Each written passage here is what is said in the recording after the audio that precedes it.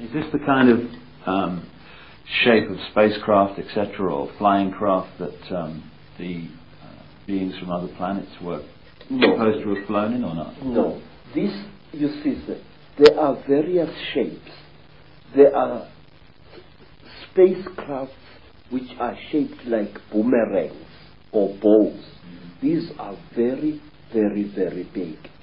Then there are spacecraft which are shaped like pipes, like huge pipes, roughly pointed at either end. And out of those huge pipes come these little things here. They are carried inside these huge pipes. Yes, sir. Now, if we could talk about this fella. Yes. First of all, the penis and all this stuff, that relates, I would have thought, to the penis of Osiris in Egyptian legend, and the same recurring theme. Would that be along the right lines? We say, sir, that King Samahongo, who is represented here, the Lord of all the Chitauri, call them what you will, had his penis cut off by Prince Muari, an African hero, and he replaced it with a golden one. Originally, we are told, this thing was made of gold. And now each time when we recall the story of the great marriage between human women and Chitauri men, we unite these creatures symbolically.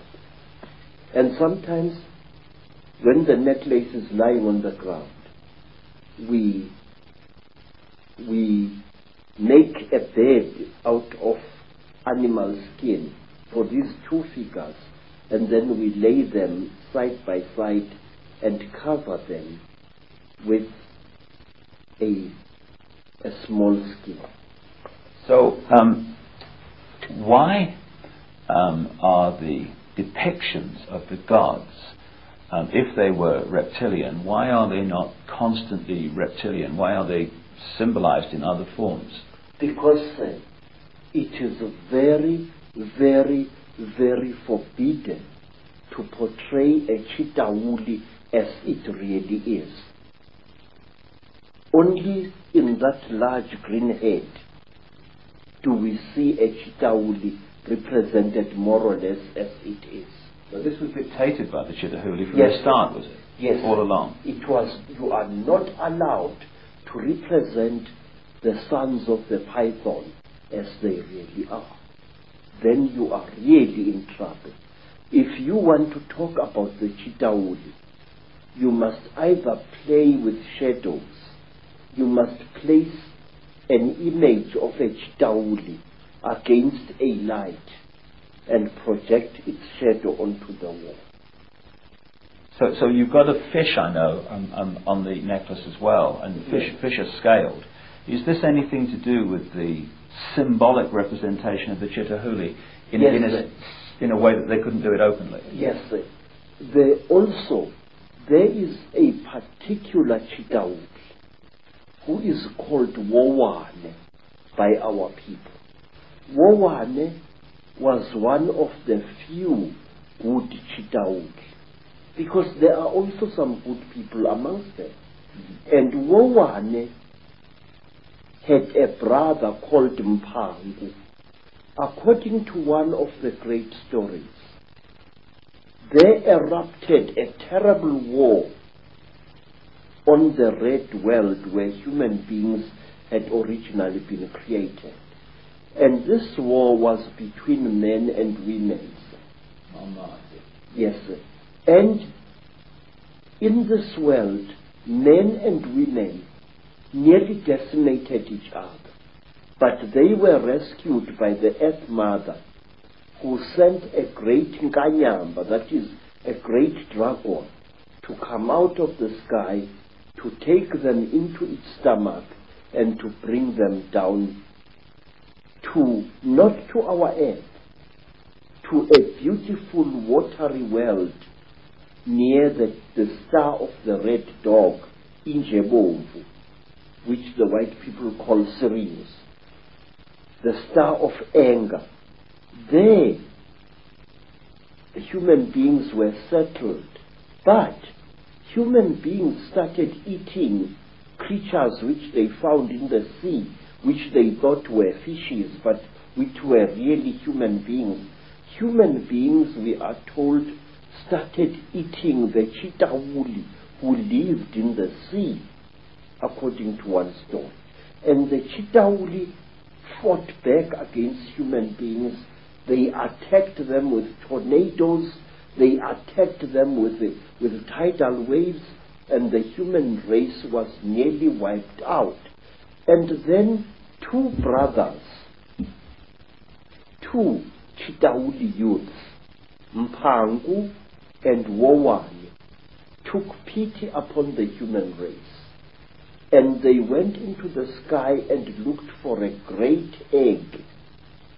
And they hollowed out this egg, emptied its contents out, and brought the egg to that world and loaded the surviving human beings and brought them to our world here. We say that Wowane gave us the power of kingship. He brought it out of the sky.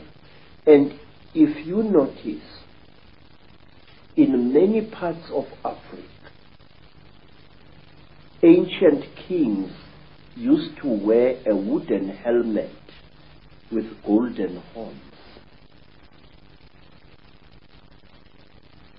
It was true in West Africa, and it was true also in Southern Africa in the great Munumutapa Empire.